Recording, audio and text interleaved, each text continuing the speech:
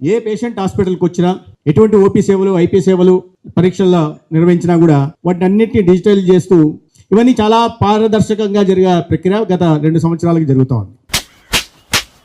Sir comfort లేదా మనకి? మిమ్మల్ని అడుగుతున్నా, కంఫర్ట్ లేదా మనకి? ఓపీ సర్వీసులు పెరిగే, హాస్పిటల్ మీద, ప్రభుత్వ ఆసుపత్రుల పట్ల ప్రజల్లో విశ్వాసం పెరిగింది.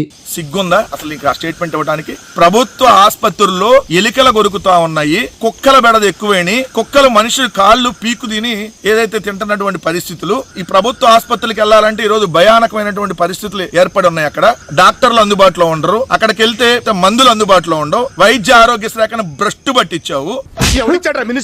ఆరోగ్యశ్రీ పూర్తిగా నిర్వీర్యం అయిపోయిందని ప్రతిసారి చెప్తుంది. అక్కడ ఆరోగ్యశ్రీకి ఈ రోజు డబ్బులు లేనటువంటి పరిస్థితి, హాస్పిటల్స్ కి బిల్లులు రావడం లేదు, పేషెంట్లకు వెళ్తే గనక వాళ్ళకి ట్రీట్మెంట్స్ కూడా జరగనటువంటి పరిస్థితి.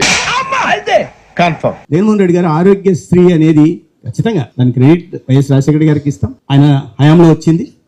ఉన్నతమైన వైద్యం అందరికీ ఉచితం, అదే నా డ్రీమ్. ఆరోగ్యశ్రీ కార్డు ఉంటే మన ప్రభుత్వ హయాంలో 25 లక్షల దాకా ఉచితంగా వైద్యం. ఏ పేదవాడైనా కూడా గర్వంగా వైఎస్ఆర్సీపీ హయాంలో ఆరోగ్యశ్రీ కార్డు పెట్టుకుని కార్పొరేట్ హాస్పిటల్ కు పోతే చిక్కటి చిరునవ్వుతో ఆపరేషన్ చేయించుకుని, ఆపరేషన్ అయిపోయిన తర్వాత రెస్ట్ పీరియడ్ లో నెలకు 5,000 రూపాయలు రెస్ట్ తీసుకునే దానికోసం కూడా డబ్బులు జోబులో పెట్టి ఆ పేదవాడిని ఇంటికి పంపించే పరిస్థితి.